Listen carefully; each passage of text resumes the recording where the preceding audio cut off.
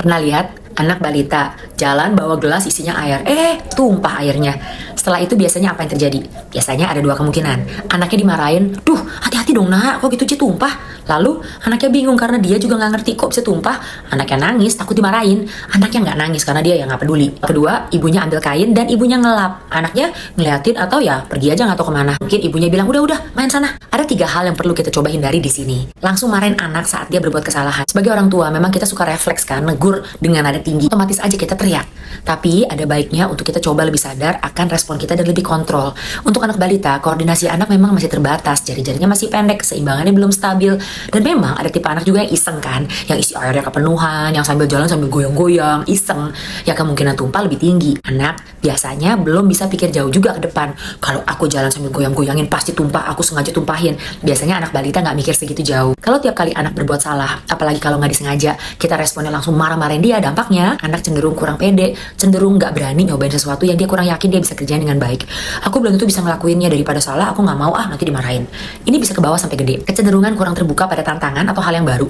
Atau ya lama-lama anak terbiasa aja sih dimarahin orang tuanya. Emang orang tua gue tuh ngomel melulu. Kalau gue bener orang tua nggak ngomong apa-apa. Kalau gue salah langsung diomelin. Hal kedua yang terjadi dalam contoh kasus tadi yang perlu kita hindari, ibunya take over dan ibunya langsung lap tumpahannya. Anaknya nggak diajak untuk ikut ngelap. Anaknya juga nggak diajarin cara ngelap yang benar tuh gimana. Prinsip penting yang perlu kita ajarkan ke anak adalah kalau aku salah, aku harus tanggung konsekuensinya. Rasa tanggung jawab ini perlu ditanam sejak kecil. Kalau anak tumpahin minuman, sengaja atau nggak sengaja, dia perlu ikut lap juga. Kalau anaknya masih batita, kasih dia lap atau tisu dan kita lap sama-sama dia. Ajarin juga lapnya. Anak ngelapnya nggak kering atau masih berantakan ya nggak apa-apa. Yang penting kita ajarin, kita ajak dia ikut ngelap tumpahannya. Anak yang sejak kecil dibiasakan untuk tanggung konsekuensi dari tindakannya akan bertumbuh menjadi seseorang yang lebih bertanggung jawab. Hal ketiga, orang tuanya suruh anaknya pergi main aja. Udah nggak ngajak anaknya ikut ngelap, juga nggak ajarin anaknya untuk bilang, maaf ma, tadi aku tumpahin. Makasih ma, udah bantuin lap. Ada anak yang otomatis bilang maaf dan terima kasih. Tapi ada lebih banyak lagi anak yang memang perlu diajar berulang-ulang untuk minta maaf dan bilang terima kasih kepada mereka yang nolong dia. Ini pun kita perlu ajarkan sejak dini, karena yang kita tanamkan sejak kecil dengan terus-menerus akan menjadi kebiasaan yang baik saat dia dewasa nanti. Nggak mudah ya praktekinnya ya. Ya pastilah, apalagi untuk kontrol emosi kita sendiri kan. Tapi yuk, kita sama-sama belajar.